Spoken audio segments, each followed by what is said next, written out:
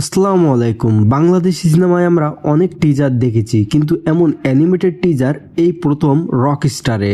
শুরুতেই আমরা দেখি একটা বিশাল বিল্ডিং, সেখানে শাকিব খানের একটা বড় পোস্টার, আর ঝড় বৃষ্টির মধ্যে একটা কবুতর ধীরে ধীরে সেই পোস্টারের দিকে উড়ে যাচ্ছে এবং এক মুহূর্তে বজ্রপাত এসে পড়ে সেই কবুতরের উপর। এই সিনটা কিন্তু শুধু ভিজুয়াল না, এটা একটা সিম্বল হতে পারে, হয়তো কারো নির্দোষ জীবন হঠাৎ করে ধ্বংস হয়ে যাওয়া। এরপর আমরা দেখি এক রহস্যময় নারী আর একটা ছোট ছেলে, যার চোখে জ্বলছে আগুন। এই আগুনটা কি শুধু ভিজুয়াল, নাকি এটা ভেতরের প্রতিশোধ, কষ্ট বা রাগের প্রতীক? মানে কি দাঁড়ায়? শাকিব খানের চরিত্রটা ছোটবেলা থেকেই কোনো ট্রমা বা কষ্ট নিয়ে বড় হয়েছে? এরপর আমরা দেখি শাকিব খান স্টেজে গান গাইছে, দর্শকরা উচ্ছ্বাস উল্লাসে উন্মাদ হয়ে যাচ্ছে।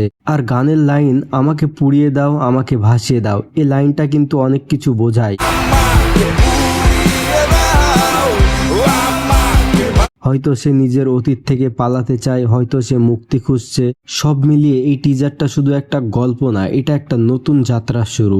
রকস্টার সিনেমা মনে হচ্ছে শুধু একটা এন্টারটেইনমেন্ট না, এটা হতে যাচ্ছে একটা এক্সপিরিয়েন্স। আপনার কি মনে হয় তা কমেন্টে জানাতে ভুলবেন না, এবং পরবর্তী ভিডিও পেতে চ্যানেলটা অবশ্যই সাবস্ক্রাইব করুন।